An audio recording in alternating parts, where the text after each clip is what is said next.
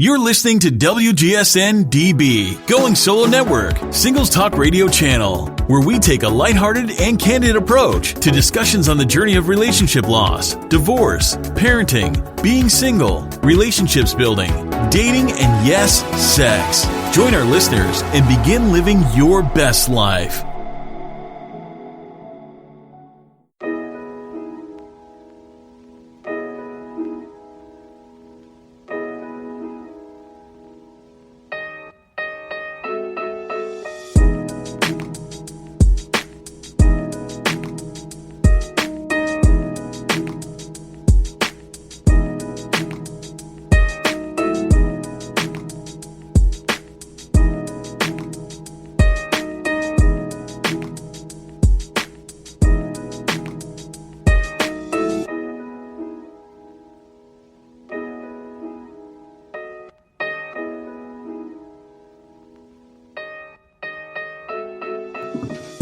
We're testing.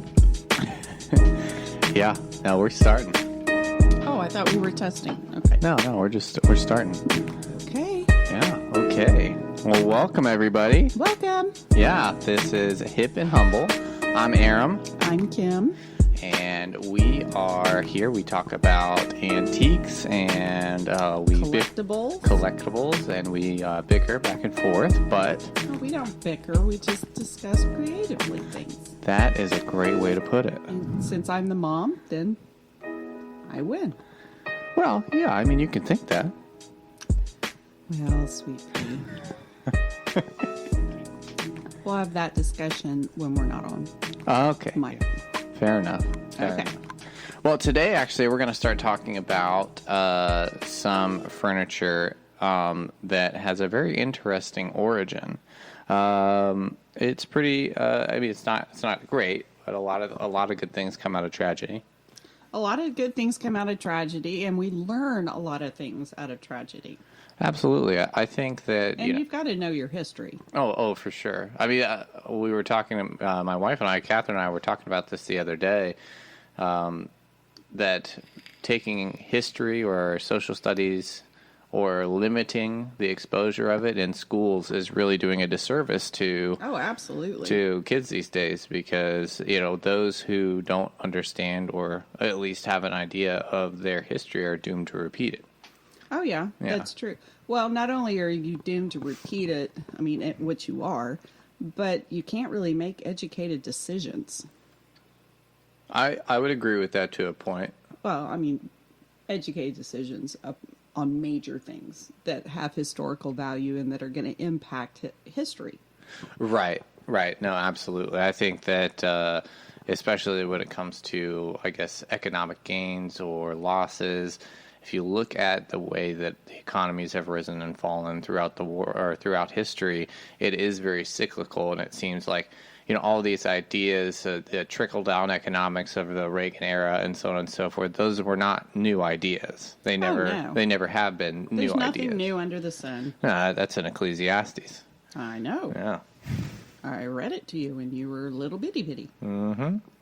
But anyways, today we're actually going to talk about furniture that was made in the late 18th and early 19th century by slaves. We actually recently acquired a piece. It's a secretary? Well, it's a secretary. It's a slave trader's desk is how it was described to me. I bought it at an auction. It's in a little bit rough shape, so I'm going to have to kind of work on it. It was kind of funny. I actually bought it out of an auction in Richmond, and those people that did the auction was an estate sale auction. They got it from a family here in Fredericksburg who bought the piece at a garage sale from Cheatham Manor. Cheatham Manor, where's that at? It's right over there. When you go down the road by the river. Is that artist's house? No. But you go all the way to the road to the river, yeah. And then you turn right to go into Fredericksburg. Yeah. If you turn left, or if you just look up on the hill back there, that's Cheatham Manor.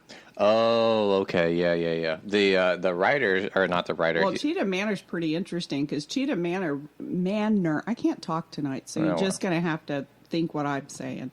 But everyone, please gain the power of telepathy right now. Thank you. Shut up.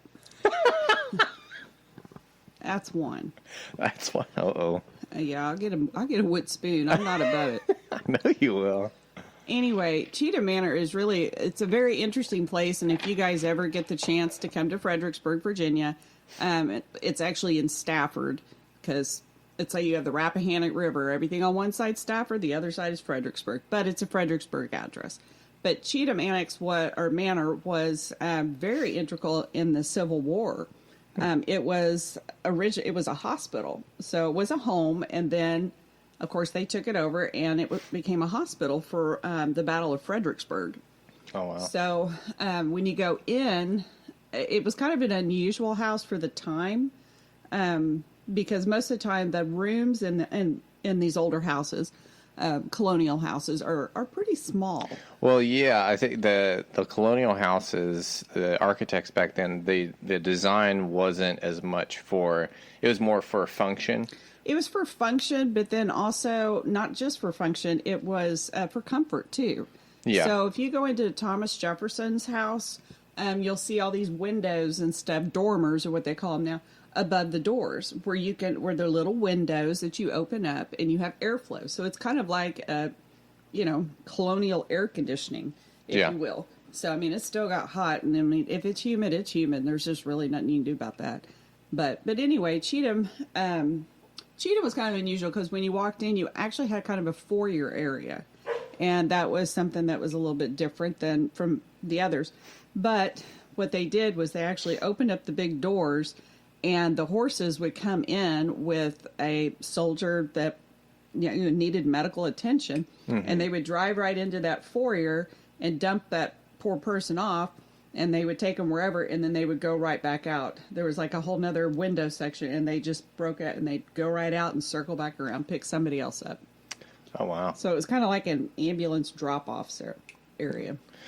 Well, speaking of Civil War, a lot of the furniture makers that we're going to be talking about, they obviously were making furniture pre-Civil War and into the Civil War. Sure. One of the most interesting ones that I found, actually, hold on, let me look his name up again real quick. Well, they did a lot of Civil War, furniture. It was always built with a purpose, so you didn't have like just pretty things sitting around.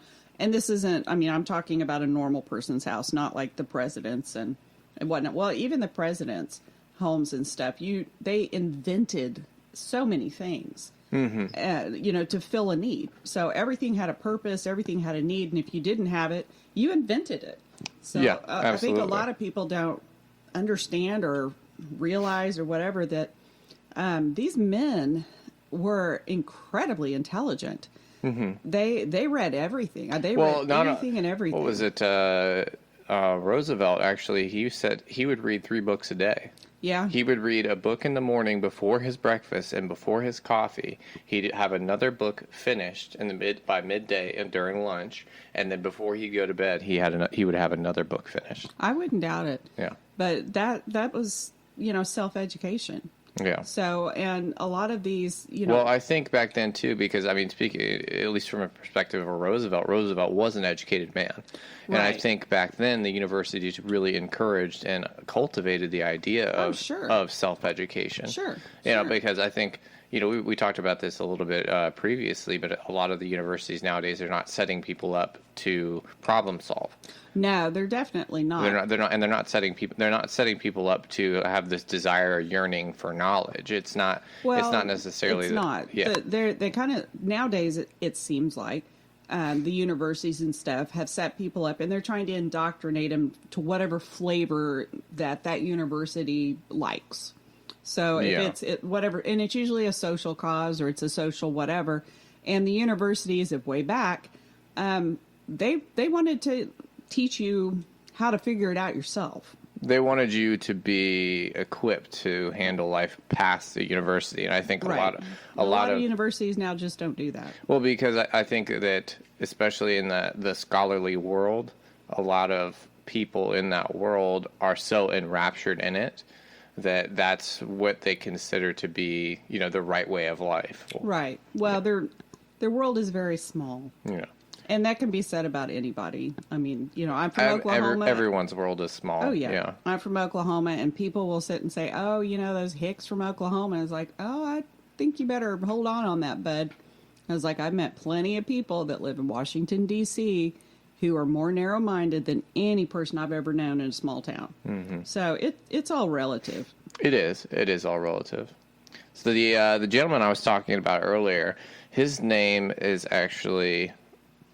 Boyd, Henry Boyd, and he was very interesting because he actually earned his freedom through his furniture making. He was, he made furniture for his owners at the plantations that he grew up on, and he did so well that they let him apprentice under a carpenter because his work ethic and, just how, adept he was. He had a gift for it. Yeah, his gift for it was just outstanding. And you're going to have to pull your mic a little closer. Sorry. Yeah, it's okay. I don't do my mic the way I'm supposed to. Sorry. You might just hold it so you're not going back and forth. Okay. Yeah, so you're right about there is where you should be every time. Right here? No. Right here? Yep. That's where you should be every time you talk. Okay, the mic is almost up my nose. Yeah, why don't you just hold it right like this? Okay. Well, you put it on the music stand. I know, because sometimes when you talk, you go like this, and then it kind of defeats the purpose. Anyways, Henry Boyd was also famous because, he won his freedom and out of Kentucky, and he moved into Cincinnati. And of course, Cincinnati was a free state, but it bordered Kentucky, and where he was, it was a border town, and so he had a really hard time finding work.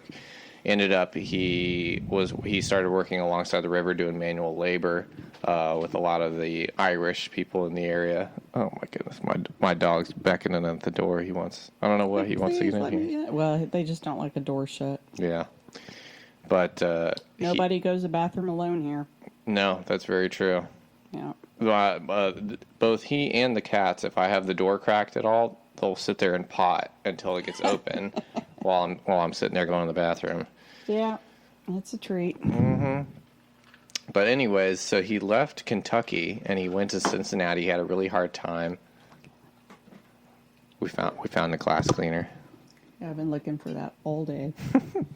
Went to Cincinnati, and he ended up working manual labor with a lot of the Irish folk and the other black people in the area, because that was the only place where they would hire him.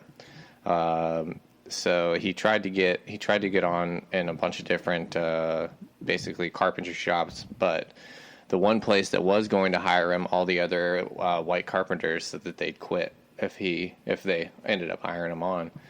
Well, where the manual labor job where he was working, they had carpenters on staff, and one of the white carpenters came in too drunk to do the job and make cabinets, and so he stepped up and he made the cabinets, had them all delivered, and he was so impressed by what he did that he hired him on full time as a carpenter.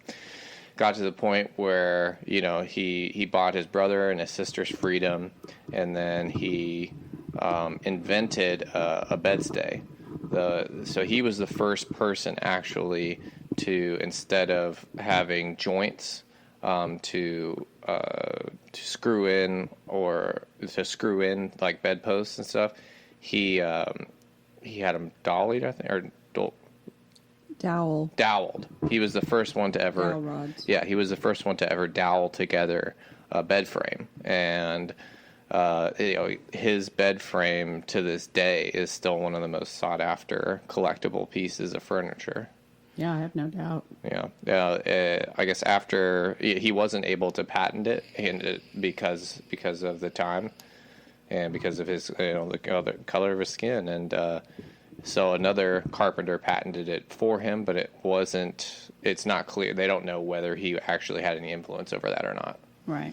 And, but what a testament to life. And work ethic. Work ethic and life and I don't know this man. I don't know any, we don't really know any more about him than his furniture making. So, but I would have to assume or that, he must have really just been a nice guy. But I mean, been at the right place at the right time. He worked to get his siblings, free. And I mean, that's a lot. I mean, he could have very easily been selfish and gone, well, forget that and taking my money and doing whatever. Right. Well, not only just a nice guy, but a determined.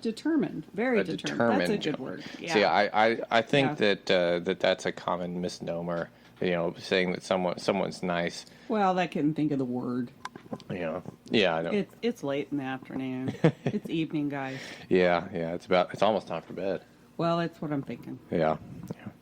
But yeah, whenever his business got underway, he had 4 different warehouses. Ended up having a showroom of his own where he because of the sales of his beds, because his beds became super, super popular, and to the point where they were copycatted. And so, so he started actually branding them Boyd beds so that people would know that they were getting the real thing. And those, of course, became even more valuable.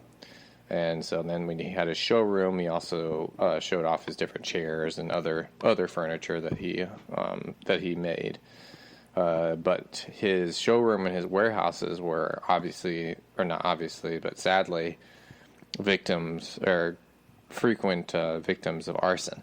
Yeah, I would see that. Yeah, a lot of people in the town, they just weren't happy with his success and and what he was doing, and so they were bigots. They were bigots, exactly.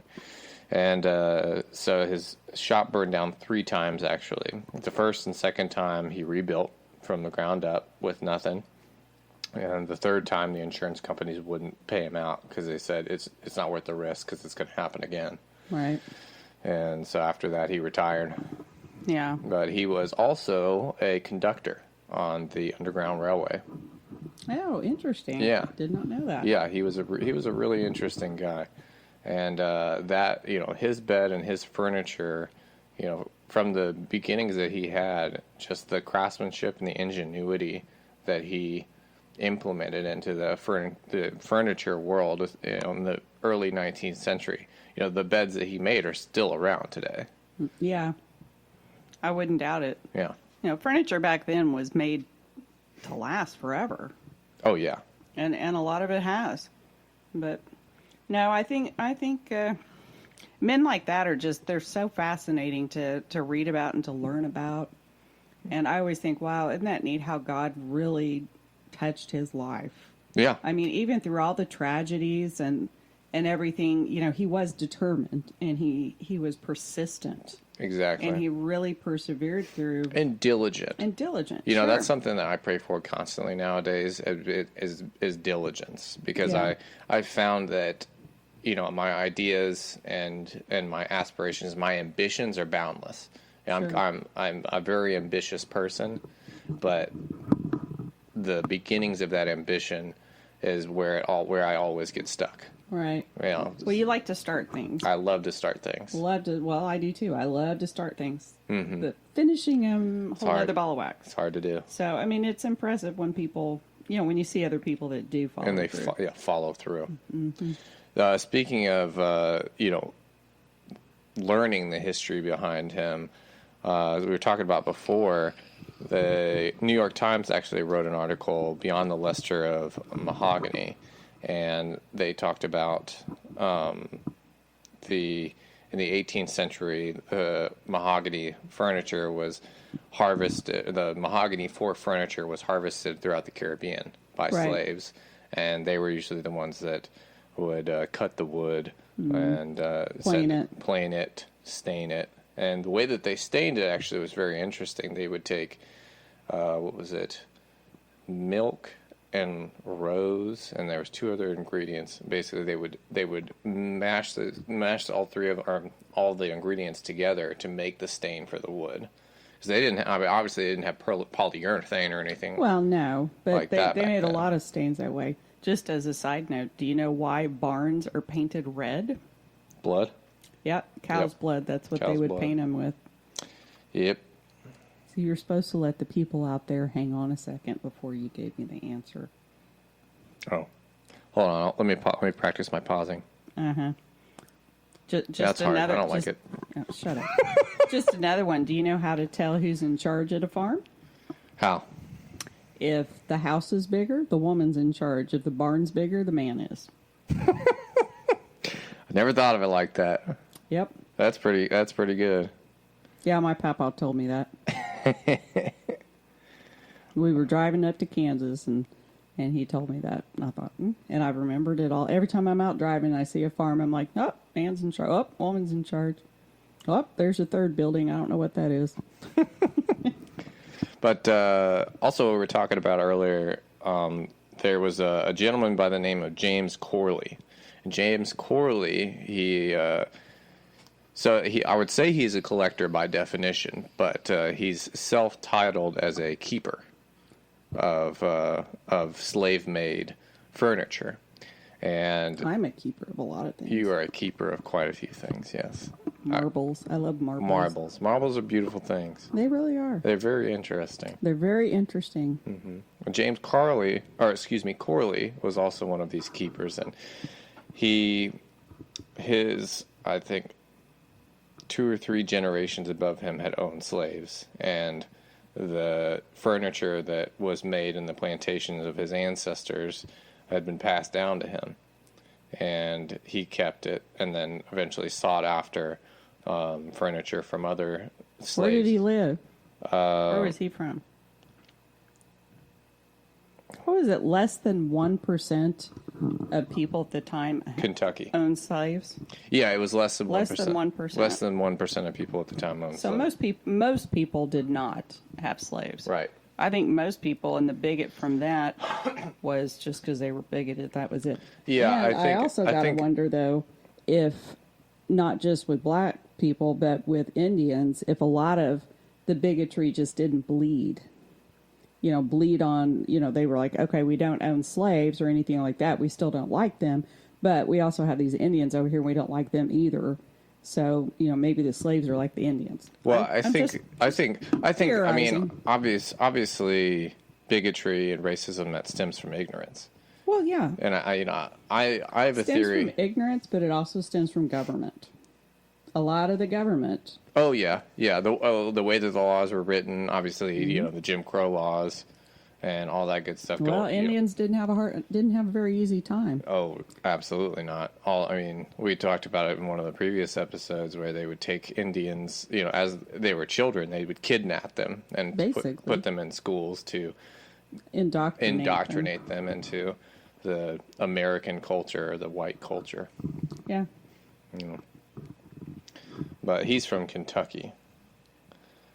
But he amassed all of this furniture together, and he ended up getting so much and learning so much history from it that he set up basically a museum expose, and he toured the country with a museum expose.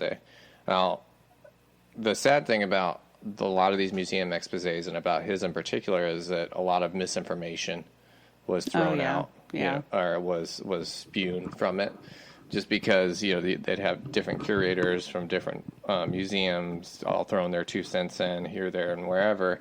There was basically a couple pieces of furniture that had made its way into the collection that they ended up being made by white bureaucrats, or by white people, basically.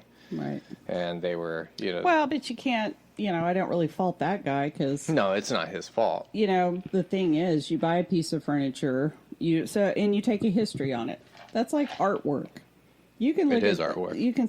Some of the artwork that you see, you'll see these pictures, and you're like, what is that? Why does that painting cost that much money? That is a ugly painting. Why? I mean, they do. I mean, Yeah. I do that. I'm like, why? Well, it's not the painting; it's the pedigree. Yeah. So, okay, well, that painting was made by such and such artist, And maybe that artist is well known, maybe they're not. But this famous person or this historical person was the one that commissioned it. And then this person bought it, and then this person. So it has this whole pedigree. Yeah. And furniture, a lot of furniture is the same way. You know, so-and-so, and who bought it first or who made it or whatever, sometimes that gets lost in the shuffle. Right, and to say subjectively that it's ugly, I think, does a disservice to, you know, all different art. I mean, absolutely, there is ugly art. There is, but I think that art in and of itself, with that pedigree, it carries a history along with it. It does, and that's what makes it expensive. And that's what makes it interesting. It makes it interesting. So a lot of times it's not even the piece of art, it's pedigree that makes it interesting and desirable, and particularly to collectors. I mean, most people, including myself, I see something and I'm like, I really like that. And it speaks to whatever inside of me, and that's what I relate to with that piece of art or furniture or whatever. Right. Like I was saying, it's all subjective. Absolutely. And it didn't matter to me, you know, who owned it before or who didn't. Mm-hmm. And I think that the level of creativity that it takes to express a certain thought or whatever from a certain time period gives it a level of interest. It gives it a level of interest on top of the pedigree. But that's also kind of a fantasy thing, because if you go back to Da Vinci and you go back to a lot of the well known ones, they were not expressing. They did not have it in their head. I'm going to express my culture of the time. They had in their head, okay, so and so commissioned this picture, and I'm going to get X amount of dollars. Woohoo! I can eat tonight. So you know, I mean, most of the time that's what it was, and it still is today. Most artists, it's, oh, look at here, oh, yippee, I can pay my mortgage, woohoo! Yeah, I mean, and that's starving artist. The starving artist is a stereotype for a reason. Well, yeah, there's and it really is. I've met a lot of artists, and they, I mean, a lot of times they're very aloof, and I wouldn't say holier than thou or elitist, but almost in a way. But I think that's that's to their benefit in a certain way. Well, it is, and they kind of try to take on a persona. Yeah. Well, they kind of try to create a persona. I think they're creating a persona, but I think that's part of art. I think that's part of being an artist. I don't know. Yeah. Do I have a persona? Do I create art? Yeah. Yeah? Yeah. Am I aloof? Sometimes. No, I'm not. No, you're very grounded. Very grounded. I'm always right here whenever you need me. Yes, you're very grounded. Mm-hmm. But I do get a little hyper-focused. Yes. Anal retentive. I didn't say that. I did. Oh, that's number 2 for you. I'm going to have to get up and get my wooden spoon. Oh, I'm getting there. I'm getting worked up. Mm-hmm. Looking around the room. What do I have? One of the other gentlemen that was pretty famous at the time, he actually wasn't a slave, but he was born into a free family. He was born in the North, but his name was Thomas Day, and he's arguably one of the most famous figures from that time period of furniture makers. He was a craftsman and a cabinet maker, and his clientele, the reason he was so famous, and that his story has stood the test of time, you could even say sadly, is because his clientele were aristocratic or high-end white people. Yeah. Yeah. Yeah. Yeah. He lived from 1801 to 1861, and his furniture was great, but it wasn't iconic in the way that Boyd's was. It was his testament. I think the reason that he did so well is he was such a good businessman. Yeah. The way that he set up his business, he had Boyd? Day. Thomas Day. The way that he had set up his business, he had arguably the most successful woodworking shop in the nation at the time. Yeah. And I think he had over 200 workers employed at one time. Right. Which was, huge. Oh, that's big. Yeah. Huge back then. It's still big today for a carpentry. I mean, if it's Oh, absolutely, yeah. You know, handmade carpentry, that still would be big. Yeah. He came from a free and relatively well-off family. He was privately educated. But his work has been, they've studied it and they put it in museums. I think it's because it was sold at such high-end prices even back at that time. Yeah. So maybe some marketing going on there. It's pretty darn good marketing, yeah. Yeah. Marketing's not new. No, but I think it's a cornerstone for anything, really. At least from a business perspective. Sure. That's for sure. Mm-hmm. Oh, goodness. Mm-hmm. Well, there are a lot of interesting pieces of furniture that come out of those times. But like I said, a lot of them really for the everyday person in a regular home and in that time are really very practical pieces of furniture. Yeah. You know, I keep going back to like Monticello. I think it was at Monticello. And I think, didn't Monticello, isn't that... it's one of the presidents. I'm forgetting right now because it's too late in the day. But one of the things I thought was really interesting was when you go around in his house, how many things that he invented and created for furniture. And he created the collapsible ladder. Interesting. I think it was Jefferson. Yeah, it was really neat. So, basically what it looked like when you just kind of looked at it was like two by fours that were, just right next to each other there on the wall. And then you opened it up, but you would open it up and it would become a ladder. And then it would close up. It's like this collapsible ladder. And I was like, now that is just really very interesting.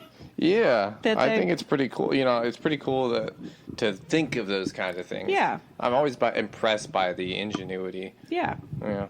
Another thing, though, I will say, was it Jefferson? And I got to get all my presidents right. I kind of keep forgetting which one was which. When you live in Virginia and you go to a whole lot of these presidents' houses, which all seem to be right around here, they all kind of bleed together. But it was Jefferson and George Washington. When you go to Jefferson's house, you don't drive up there anymore. You got to walk in after you pay your $20 to go in there.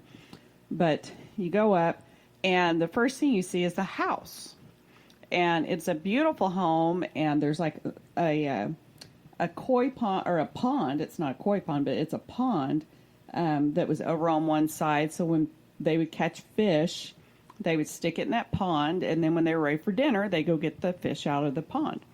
It was just like a little thing. It was probably just a little bit bigger than a baby swimming pool. But, he had many slaves. But when you go in the house, this whole big house, but then you go down under it was like almost a basement kind of thing. So behind the house, down in the basement area, that's where the slave quarters were at. So... it was nice in one way because being underground, you were at a constant temperature all the time. So it was always cool down there. In the wintertime probably wasn't great, but it was always cool down there. But he really thought about the comfort of his slaves and the people working for him and, kind of what would best suit him. But when people came to his home, he wanted people to be impressed by his home and by the vastness of his properties and that kind of thing. Now, you go to George Washington's house there at Mount Vernon. Which, by the way, has the key to the Bastille, which is awesome. If there was any piece of history that I would like to collect or have, or at least just hold or, look at every day, it would be the key to the Bastille. Yep. Anyway... when you go to Mount Vernon and you don't pay $20 a person, you pay like $35 a person, which they do have a really wonderful museum there. We don't get any money from them. I'm just telling you, it's really is a nice museum.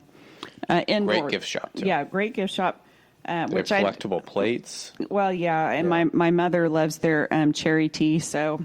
cherry tea. Every time I'm over there by Fort Belvoir when I have to go to the doctor, and then if Mom's out of her cherry tea, then I pick some up for her. But anyway, when you go in and you are looking at Washington's home, in front of his home are their slave cabins. Mm-hmm. So when you go in, he kind of wanted you to see what the slaves, and kind of that was his status kind of level. But I always thought it was interesting that some of them, it was, having slaves was not a status symbol. It wasn't, so they made sure that they were, taken care of, but they weren't right out in the front. And then a lot of the homes. I wonder if that stems from shame. Well, it could. Yeah. It could. And of course, our forefathers back then, they had very, very strong opinions about slaves and, North and the South and dividing and all that stuff. Obviously. I mean, we didn't have a civil war for no reason. Yeah. So there was nothing civil about that war. Well, there was not. But, it's kind of interesting, though, to see how the, two different perspectives from two different plantation owners and kind of what they thought was important to show visitors when they first, enter their property. Very interesting. I do think that the Jefferson's pond that he has out there where, people could go catch fish in the river or wherever, and then they'd come stick them in that pond until they were ready for dinner. And they could feed them out there or whatever. I do think that was pretty ingenious. Yeah. That is pretty cool. Gotta say. Not that I eat fish because I'm allergic, but, One of the last guys that I had found information on, I think because these gentlemen, their work ethic and the way that they basically advertised their work led them to be able to create such prosperous businesses. I think that's why their names have stood the test of time. But there's obviously so many more. Oh yeah. Black artisans, and cabinet makers, and furniture makers from that era. Sure. That worked specifically for different plantations owner, became free men, so on and so forth. But they didn't. Well, I think a lot of them probably worked for their plantation owner, and probably never got any credit. Yeah, that's the point I was making. That there's so many other nameless people that have made and had crafted such beautiful pieces that we'll never know who they were. Right. Because they weren't. That's one of the nice things though about antique furniture is, a lot of times the furniture can tell their story. Yeah. So there's certain pieces of antique furniture that you can tell when they haven't been used. Mm-hmm. The edges aren't quite as smooth, and they're sharper, mm-hmm. more a lot of carvings and whatnot. But then there's the pieces that you can tell were detailed at one time, but because of use, a lot of it kind of like a little ridge maybe that would have been on the top of a table or something. It smoothed itself out over mm-hmm. the many years, and that's kind of what's fun about it is mm-hmm. okay. Let's interesting how are you put together. It's almost like the pain is in the grooves. Sure. Yeah. Sure. Yeah. Pierre Charles Dutreuil Barjon. He was he was actually born in Haiti, 1799, and then he was sold, or no, he was shipped over to the U.S., but he was actually a freeman, even though he was apprenticed in New Orleans as a cabinet maker. He worked for Jean Rousseau. He was another freeman of color who established his own business in 1821. But the Rousseau's son drove the company into the ground. Yeah. There you go. That's what kids will do for you. Yeah. Well, it was because of his father's deaths. Mm-hmm. Yeah. Well, trying to provide for the son. Yeah. I don't think that's what it was. I think it was. Yeah, but I think it was a little bit. I'm taking it for the dad. But Barjon, he took it over and made it a very successful business after he basically broke off and made his own business off of that. Yeah. He, like I said, these other gentlemen were more, I think, prominent because of their business expertise and their marketing capabilities. less for their ingenuity. I mean, they made beautiful pieces, but they weren't as prolific as Boyd was, as far as like I said, ingenuity. I can't think of another word. Yeah. Well, you've also got to look at the other history that's going on at the time too. When were the railroads put in? Yeah. Then you've got mass marketing. You can take it from New York to California or wherever. Yeah, because before that they had the Pony Express. Yep. It's kind of hard to ship a bed, Pony Express. Can't say it wouldn't be done, but... The Pony Express went from the East Coast to the West Coast, and I think it was 23 days. Yeah. I don't think you can strap a big old bed on the back of a horse, though. No, that was just for mail. Yeah, I know. That's what I was saying. Yeah. Takes him a minute, folks. He's blonde. Oh. Oh. Look at that. Mommy can do it, too. Oh, my goodness. That's one. That's okay. See? Doesn't work. No, it doesn't work. I'm the mom. Goodness gracious. There's a lot of interesting pieces out there. Yeah, and I think pieces from that era in history, they really do tell a story. I mean, obviously, all antique pieces tell their own story. Sure. But I think that just the tumultuous aura of that era, makes it somewhat intrinsically interesting. I don't know. It does, and I think a lot of times you can look at particularly that era as being, and it probably was one of the worst times in America, probably the most embarrassing times of America. Absolutely, yeah. But on the other hand, it was also a huge growing opportunity for America. People really had to dig deep and see what their values were. Yeah. No, that's very true. I mean, it got, obviously it came to a point where people knew what was right and they fought for it. That's right. They actually laid down their lives for what they believed in. Yeah. Well, they had to. Mm-hmm. I mean, and that was, I think, something good always comes from adversity. We just may not always see it. But I do think that as horrible as all of that was, and as painful as all of that was, and there still is slavery today in other countries. And here. Just as bad as what it ever was. Human trafficking is becoming the largest criminal. It is now the largest criminal enterprise over drugs. Yeah, I would not doubt it. Yeah, that would be history repeating itself. Yeah. Well, I think But it's money. That's what they make money. They make money. Yeah, because the cartels and the criminal enterprises have figured out that you can resell humans. You can't resell drugs. Yeah, that's true. And very sad. Yeah. But I do think that we can learn and have learned a lot of lessons from that time. I think your first statement was the most accurate. We can learn those lessons. We can learn. I think that a lot of those lessons have been taken in stride, and obviously our Constitution and the actual laws that have been written, have taken root in those lessons. However, absolutely. However, the culture and the mindset, I don't think has progressed in some ways. I think it's progressed probably more than what you think it has. Even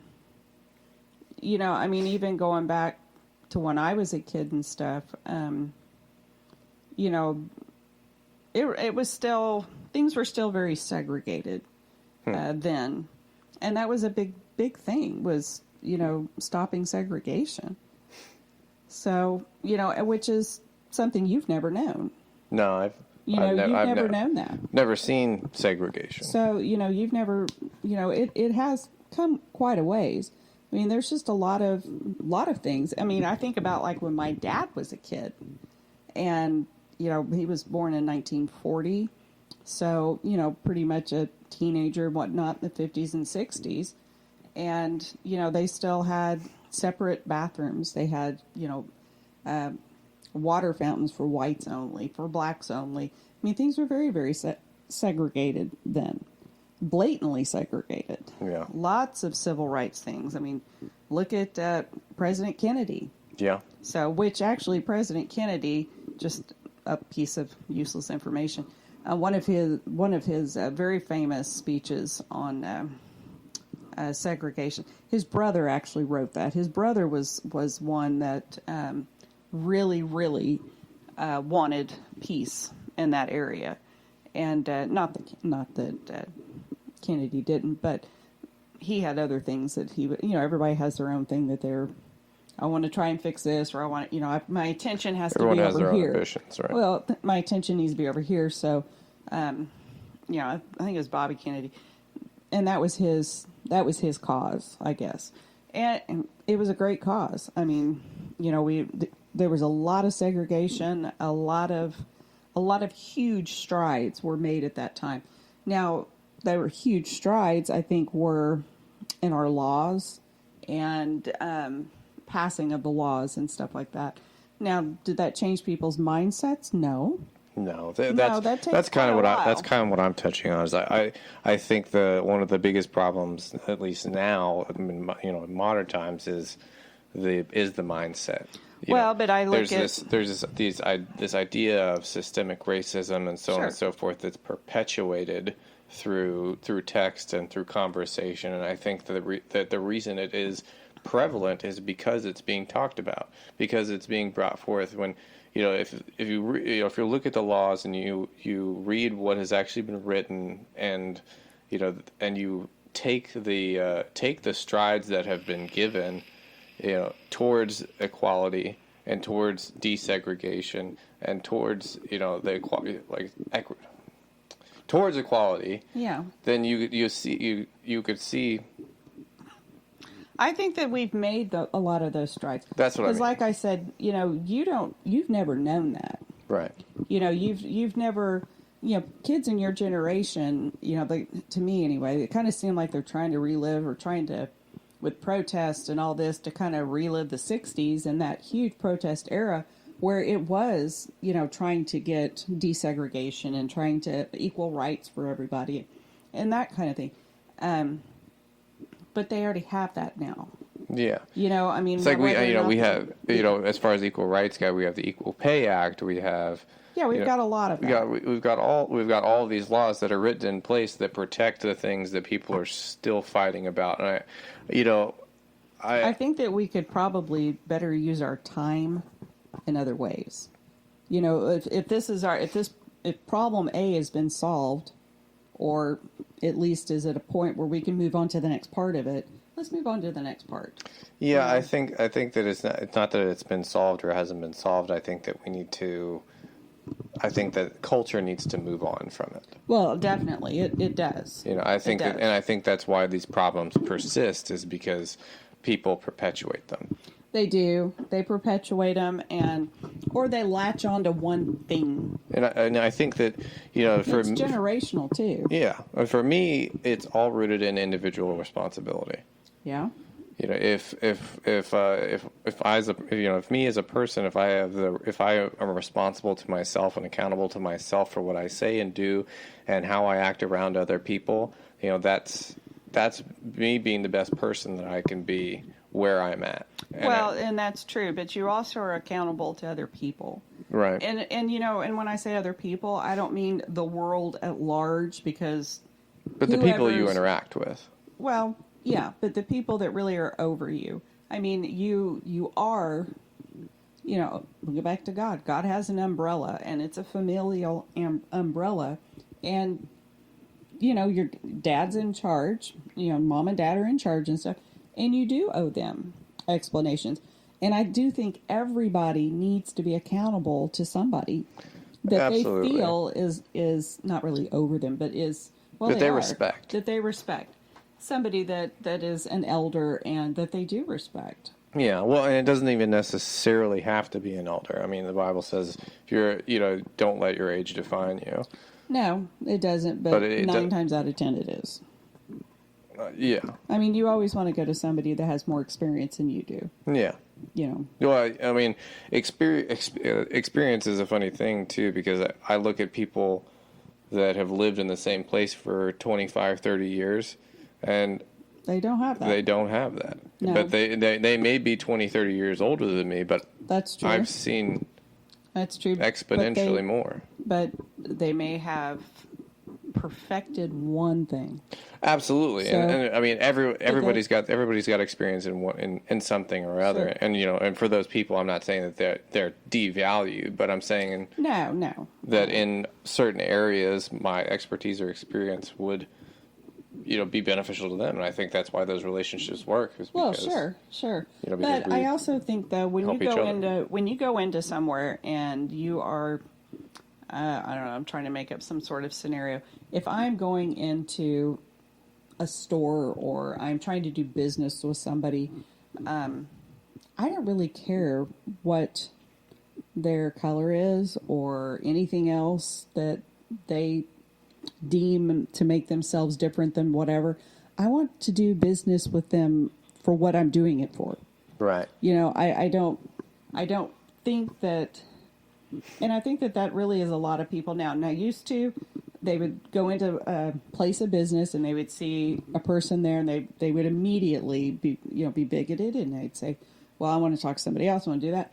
And nowadays, I don't think really people do that as much. Now, is there always going to be one quirky one? Yes, there's always an exception to every rule. I think, that's the thing. There is racism. There are racist people. Yeah, black and white. And absolutely. all color. There's all racist. There's racist people of all color, creed, sexual orientation, and sexual identity or gender identity. Yeah. There's racist people everywhere. But that's the thing is, if you define yourself by the race, or sexual identity or any of that stuff, then that's your problem. Yeah. So, but if I'm going into a store, I completely agree. If you're defining yourself based on a physical characteristic, then you're allowing other people to judge you based on that characteristic. Yes, that's right. Okay. By pigeonholing yourself as a certain physical attribute, you're setting yourself up to be judged based on what you define yourself as. Yeah. Which a lot of times really has absolutely nothing to do with the business that you're trying to conduct. Or who you are as a person. You are. Speaking from an individual perspective. And it's like if you go in for if you go in for a job interview, mm-hmm. and you're, whatever the job is, doesn't matter. But if you go in for a job interview and your whole big criteria is that you are this color, this sexual orientation, this, and this, well, what does that have to do with your job? Yeah. Nothing. What does that have to do with your experience? What does that have to do with who you are, what you like, your interests? Yeah, that has nothing to do with it. And I think I see anyway, that's kind of where people, when you meet somebody, they always have a sob story to tell you straight off.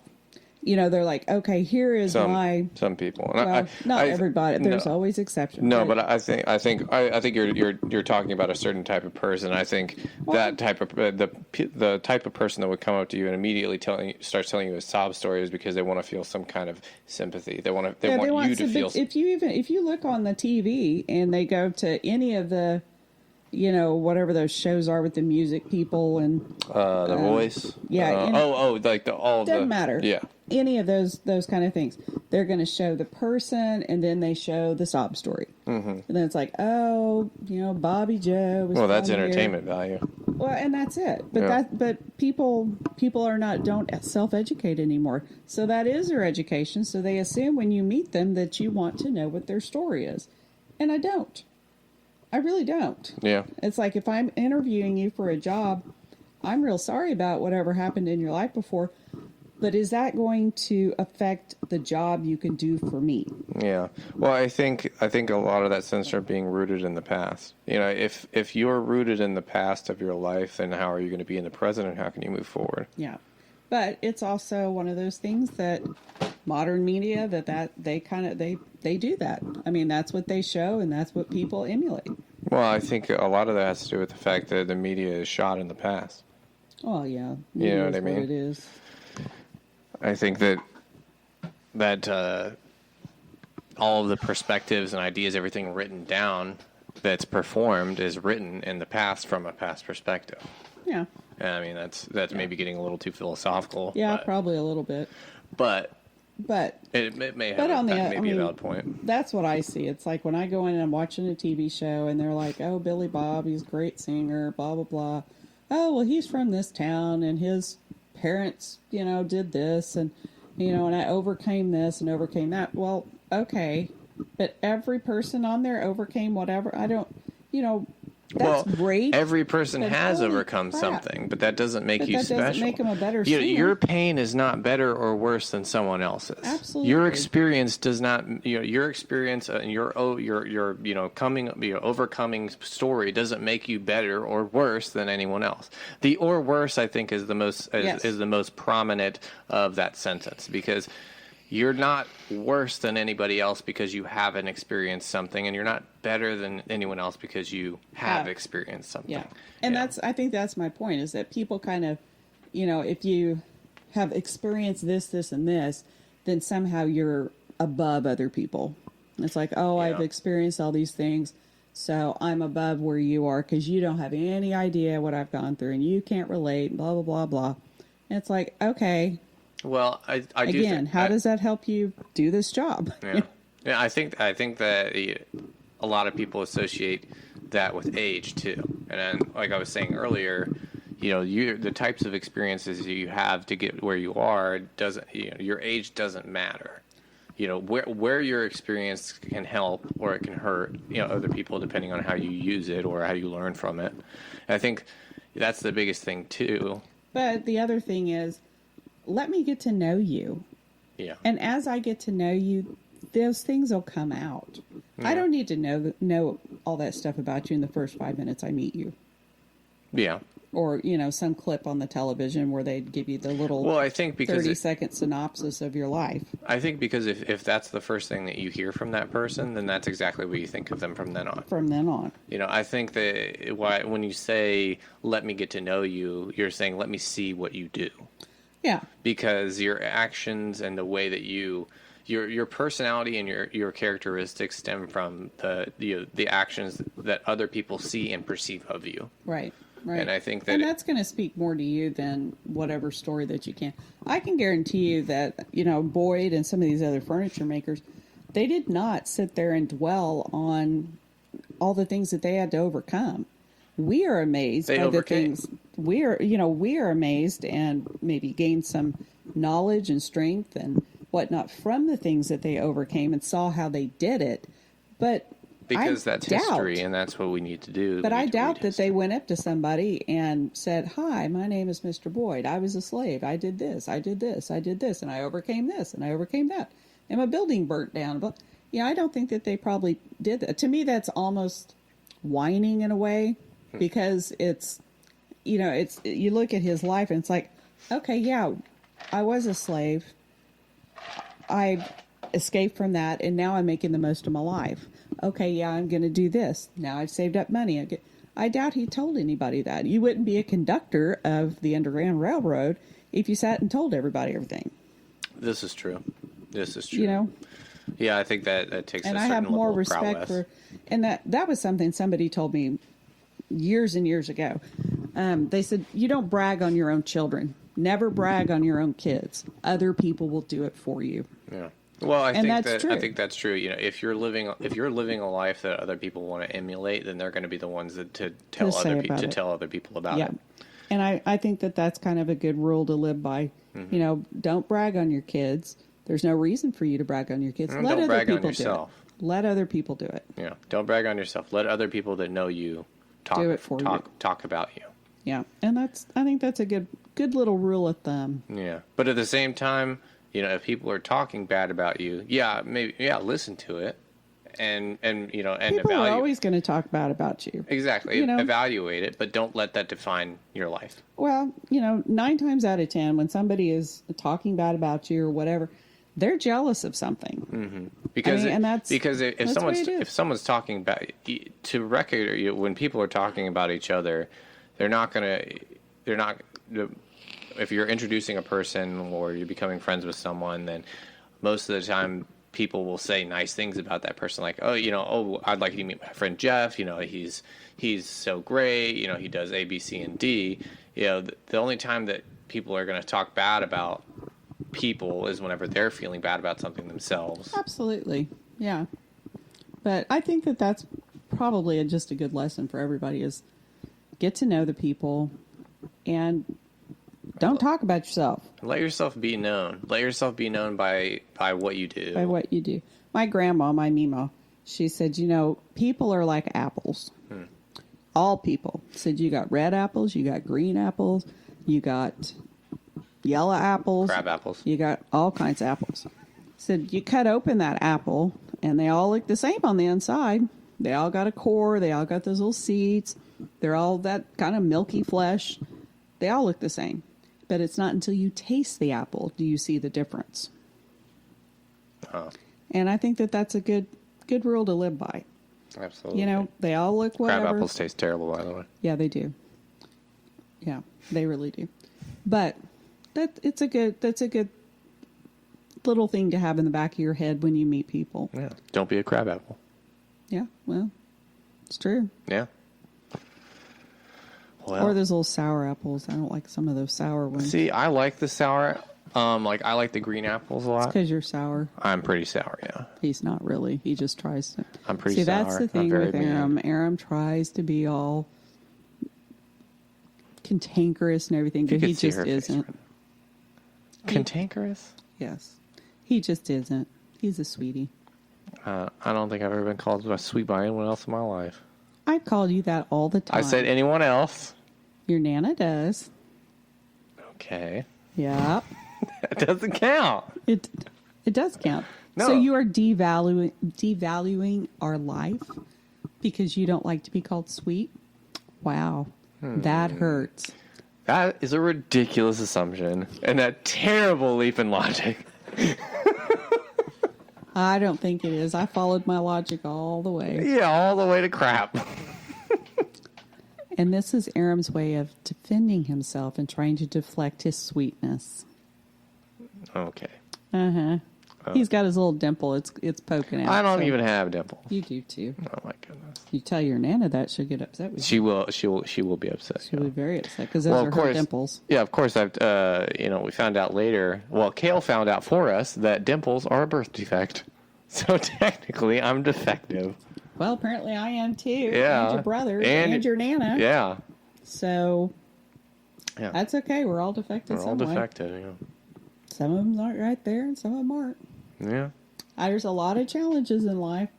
Yeah, well, overcoming dimples, I think I think you can handle it. I think I'd be low on the list of pretty sure of pains, Yeah, I'd be really low. Really, really low. Yeah. We're all challenged in some way. Well, folks, thanks so much for listening to us today. We should probably wrap it up. I hope you learned a lot more today. Yeah, I think there's a lot more history and less of Aram gabbing. Yeah, it's me that gabs. That's always what it is. Yeah, it is. Yep, just me. He came me. out talking, keeps doing it. I came out of sleep, actually. Yeah, not for very long. That doctor whacked you. He was a beautiful, beautiful baby. But I tell you, when I gave birth to him and that doctor was holding him up by the back of the neck, I just thought, dear God, that is huge. What did I do? I was a big baby. He was a big baby. Yeah. What was that, like? 9 pounds. 9 pounds. 23 inches long? Are you 23 or... I think you were like 22 and a quarter or something like that. Well, close enough. He was big. He's close to 2 feet. Oof. Yeah, you're telling me. Yeah. That was not fun. C-section, girls. C-section. And drugs. Take the drugs. Drugs are good when giving birth. No other times except for medical things. Yeah. Sadly, the doctor said I can never give birth. Yeah, I know. We all thank God for that. He doesn't handle pain well. Okay. I guarantee you wouldn't handle that well. Probably not. No. That's why God makes girls stronger. That's fair. That's very fair. Very fair. Well, anyways, if you like this, please go to our Facebook page and check out and give us a like. Hip and Humble Antiques. Also, Changing Seasons. And tomorrow night at Oldies But Goodies, we have a live auction. Tomorrow night being the 29th of May. 29th of May. Yeah. So Oldies But Goodies will probably be doing a live auction. It's on Facebook. Who's it from? I kind of forget.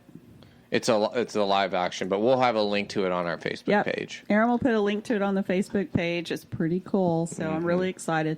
It'll be our first time being featured at the live auction, but I believe that they're going to try and do a live auction at Oldies But Goodies at least once a month, probably towards the end of the month. Yeah, so, Oldies But Goodies in downtown Fredericksburg. Fredericksburg. Now, Changing Seasons is in Bethany, Oklahoma, and hopefully they'll be opening real soon. Post-COVID. Yeah. So. Yeah. This episode, you guys probably won't hear about this before the 29th, considering we're recording the day before, and these episodes usually come in get aired about a week after we record. So, but look at our page for future dates, because I'm sure we'll continue to be featured in the auctions. And you can go back with that link and look at a lot of the pictures. And probably get a hold of anybody from Oldies and Goodies and see if those items are still available if you're interested in them. So absolutely. And of course, you can just stop by the shop, say hello. Absolutely. Check by the shop. Check stuff out. Look at all the cool stuff we talk about. That's right. Pick something out. And take it home. If you're coming, one of us will come down there. Yeah. Hit us up on the Facebook page. Absolutely. All right. It's fun. Well, you stay hip. And humble. All right. Thanks. Bye.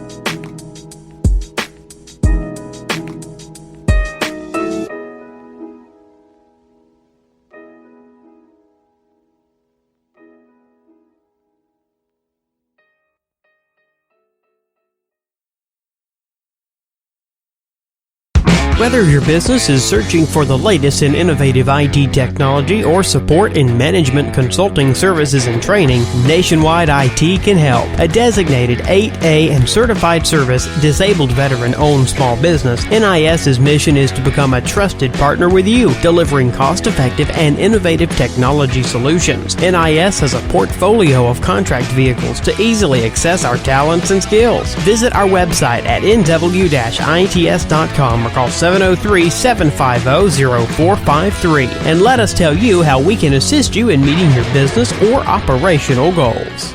You're listening to WGSN-DB, Going Solo Network, Singles Talk Radio Channel, where we take a lighthearted and candid approach to discussions on the journey of relationship loss, divorce, parenting, being single, relationships building, dating, and yes, sex. Join our listeners and begin living your best life.